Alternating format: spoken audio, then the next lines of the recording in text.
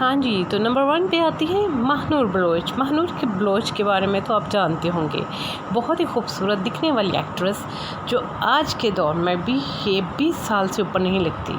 अगर ये आज भी हीरोइन आना चाहे तो आ सकते हैं। इनकी एक बेटी है और फिर उनकी एक नवासी है।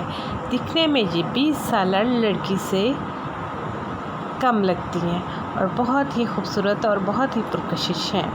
दूसरे नंबर पे आती है मरियम नवाज़। मरियम नवाज़ के बारे में तो आप जानते होंगे। मरियम नवाज़ नवाज़ शरीफ की बेटी, और नवाज़ शरीफ की ये बेटी जो है, इनकी भी जल्दी हुई शादी हो गई थी, जिस वजह से इनकी जो है एक बेटी और बेटी की आगे से बेटी है, ये भी एक नानी है।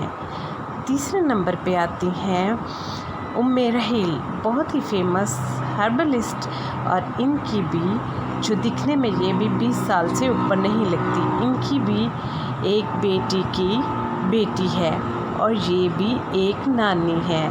तो कैसी लगी आपको वीडियो?